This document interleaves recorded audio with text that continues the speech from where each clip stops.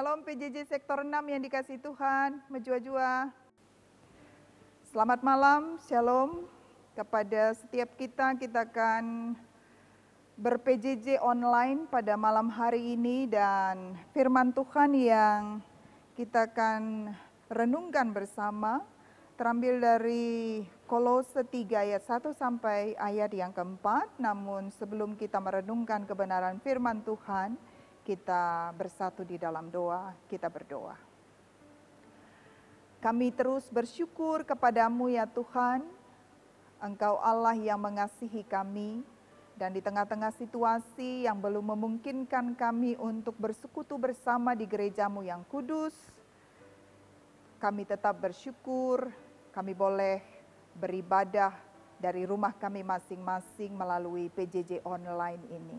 Kebenaran firman-Mu akan kami sambut, Roh Kudus mengurapi setiap kami. Di dalam Kristus Yesus kami berdoa. Amin. Malam hari ini pembacaan firman Tuhan yang menjadi renungan kita bersama terambil dari Kolose 3 ayat 1 sampai 4 dan tema kita Ipekeke ras Kristus, dibangkitkan bersama Kristus. Kolose adalah surat yang dituliskan Paulus kepada jemaat di Kolose, dan pada malam hari ini kita melihat bagaimana melalui suratnya ini Paulus mengingatkan kepada jemaat di Kolose dan kepada kita sekalian juga yang merenungkan teks firman Tuhan malam hari ini akan posisi dan status kita sebagai orang-orang yang sudah dibangkitkan bersama dengan Kristus. Kita sudah merayakan Paskah pada hari Minggu tanggal 12 April dan bagaimana kita juga mengalami kemenangan bersama dengan kemenangan Kristus yang bangkit mengalahkan maut. Dan karena itu Paulus mengingatkan tidak hanya jemaat di Kolose tapi juga kepada setiap kita malam hari ini sebagai orang-orang yang sudah dibangkitkan bersama Kristus. Maka ada beberapa poin yang kita boleh renungkan bersama melalui teks ini. Yang pertama, orang-orang yang sudah dibangkitkan bersama Kristus harus selalu melihat ke atas. Seperti yang dikatakan oleh Paulus pada teks kita malam hari ini. Carilah perkara yang di atas, di mana Kristus ada, duduk di sebelah kanan Allah. Melihat ke atas, mengarahkan pikiran kita dan mencari perkara-perkara yang di atas. Ini sampai 2 kali disampaikan oleh Paulus. Dan biasanya kalau sampai diulang 2 kali itu berarti ini merupakan bagian yang penting dan mendapatkan penekanan. Paulus tidak bermaksud mengajak kita di sini melarikan diri dari dunia kita, melarikan diri dari aktivitas keseharian kita. Bukan maksud Paulus kita harus menjadi misionaris, menjadi pendeta, menjadi biarawan atau biarawati, meninggalkan pekerjaan dan tugas kita selama ini.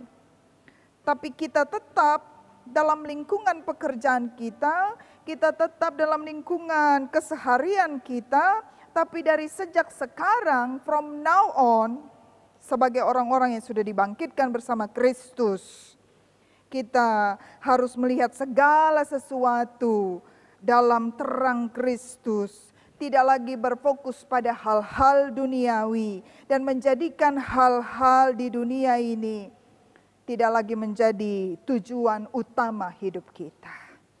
Jelas Paulus berkata, pikirkanlah perkara yang di atas, bukan di bumi.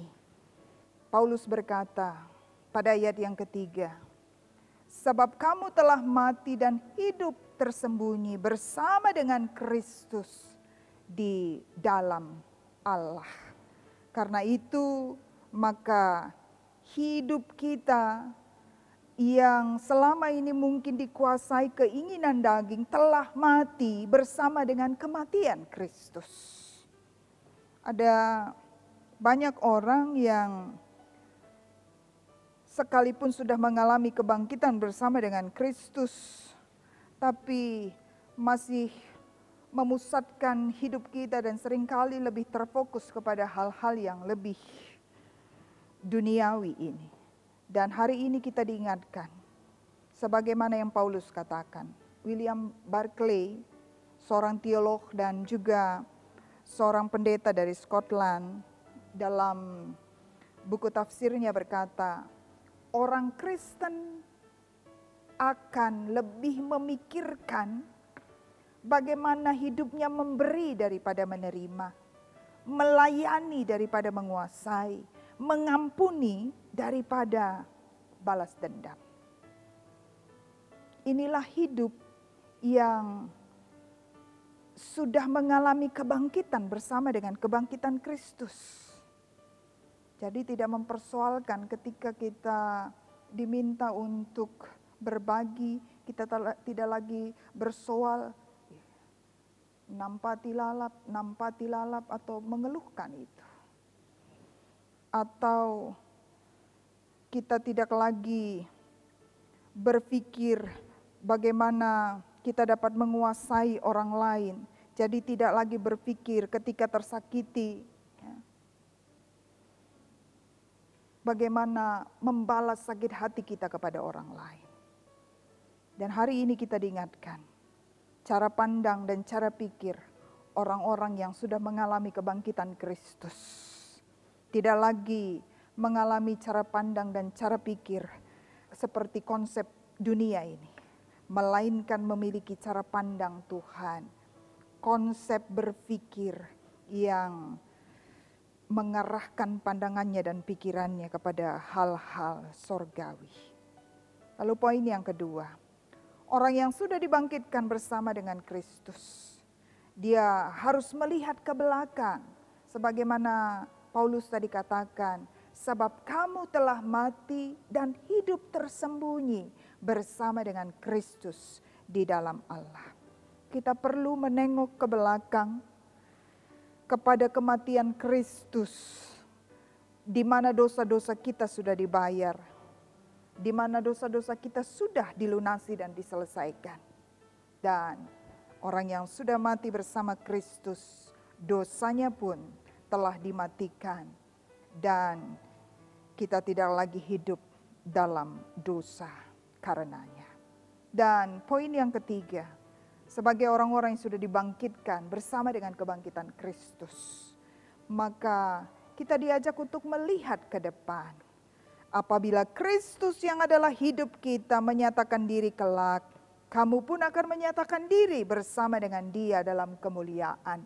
Pada ayat yang keempat, Paulus katakan, melihat ke depan. Jelas ayat keempat ini berbicara tentang kedatangan Kristus kembali. Apabila Kristus menyatakan diri kelak, kamu pun akan menyatakan diri bersama dengan Dia dalam kemuliaan. Hasilnya, Allah akan menyatakan kemuliaan-Nya bagi kita. Selama kita hidup di dunia, kita hidup dengan penuh perjuangan, hidup dalam kemenangan Kristus yang sudah membangkitkan kita. Tuhan memampukan kita, sebagaimana tema kita, dibangkitkan bersama Kristus, mengalami kebangkitan Kristus dan menyaksikan kebangkitan Kristus itu dalam kehidupan kita ketika kita sanggup menang melawan keinginan daging kita, keinginan dosa, dan hal-hal duniawi tidak lagi menguasai kita. Tuhan memberkati. Selamat ber-PJJ. Amin.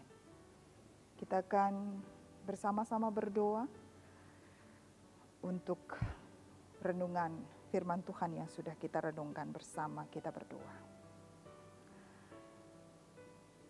Kami mengucap syukur, ya Tuhan, kami boleh belajar akan kebenaran firman-Mu yang mengingatkan kami akan status dan posisi kami saat ini, orang-orang yang sudah dibangkitkan bersama Kristus. Karena itu cara pandang kami, cara pikir kami, kiranya juga boleh berubah seiring dengan kemenangan yang sudah dinyatakan bagi setiap kami. Kami menang mengalahkan pikiran-pikiran yang menyesatkan. Kami menang mengalahkan keinginan daging yang seringkali menjadikan kami lemah. Dan sebagai orang-orang yang sudah mengalami kebangkitan Kristus, kami harus memandang ke atas, memandang dan mengingat pengorbanan Kristus akan kematian yang sudah menebus kami, memandang ke depan bagi kedatangan Kristus kembali yang akan menyatakan kemuliaannya kelak. Mampukan kami terus hidup dalam kemenangan yang sudah dianugerahkan Kristus melalui kebangkitannya. Di dalam Kristus Yesus yang sudah bangkit dan menang, kami berdoa dan bersyukur. Amin.